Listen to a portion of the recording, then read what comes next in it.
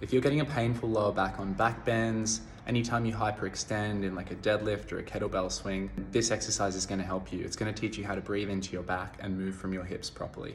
So you're going to use a box like this or a really sturdy kitchen benchtop or table.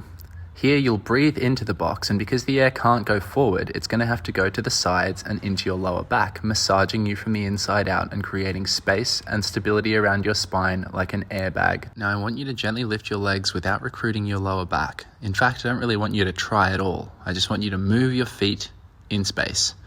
And maybe pressing your hips forward into the box can do that, but this isn't about tension. It's about sensing stillness and sensing effortlessness. Don't worry about how high your legs go, because if you try to lift them too high, you'll end up defaulting to your old motor patterns, which have got you into this issue in the first place. Once you've practiced that for, 30 minutes, 45 minutes to really get the feel for it, now you can work with a hinge coming into a little miniature hip extension or sissy squat.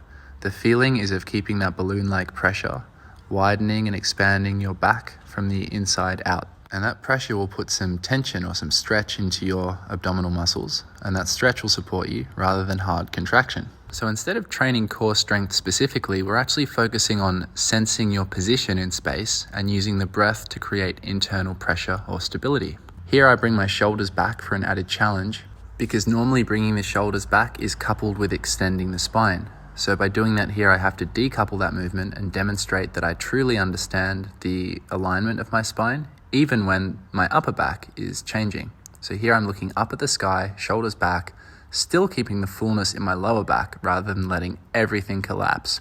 So you'll find this kind of training can make you really tired afterwards, because it's rewiring your nervous system. It's focus work, it's deep work, being aware of the spine, the position of the ribs and the pelvis, the breath. These are the real big rocks in movement. You're really changing yourself at a deep level here.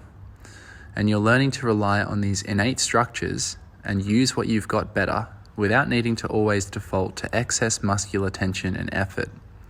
When we're always squeezing, always contracting, it makes it a lot harder to feel what's happening. It's like, how can you be shouting and listening at the same time? So my philosophy is find harder positions and add load, but don't try to make it harder. Don't fight yourself, just complete the task. The more attuned you are to this part of your body, the more you can start to extend your upper back, flex your shoulders over your head, do crazy back bends and all of that without dumping into the same part. But to learn how to segment your spine, you also have to know how to keep parts of it still. So there you go, guys. That's what I've used to fix my own back pain and to help a bunch of my clients do the same. You can get pretty immediate results when you learn to lean into this back breathing method. But everyone's going to start from a different place. So be patient with yourself. And if you need a hand, just DM me.